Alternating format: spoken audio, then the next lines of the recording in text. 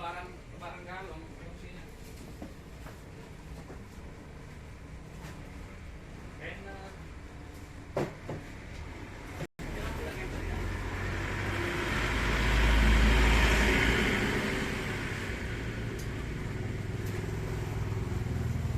Oke Kak, terima kasih atas kesempatannya. Kak, kenalan dulu siapa namanya?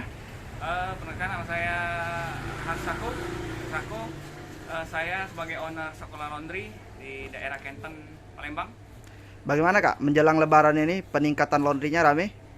Alhamdulillah sih peningkatan lebih dari 100% dari biasanya. Biasanya sih diisi oleh pakaian. Kebanyakan sih hordeng Korden ya? sama ambal. Sama Karena ambal. kan biasanya sebelum lebaran mereka bersih-bersih.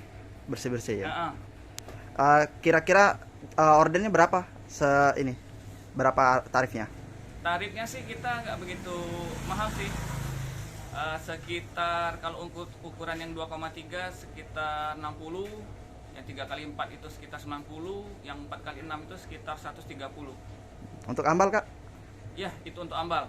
Sama juga ya? Ah. Orden sama ambal sama? Kalau untuk gorden kita per kilo, Pak. Per kilonya itu sekitar 8.000 kita hitung 1 kilonya, bukan per lembar. Kalau untuk lebaran ini apakah ada peningkatan harga Pak? Peningkatan harga enggak, karena kita tetap dengan harga semula, tidak ada peningkatan.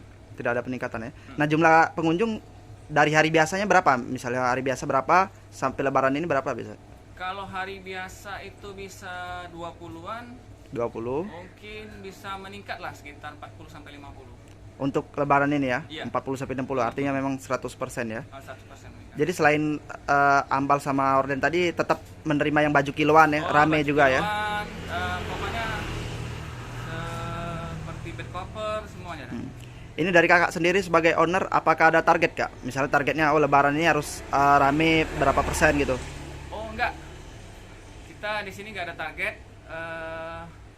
Ya pasti target kita di sini kita selesaikan Sesuai waktu ya. waktunya aja.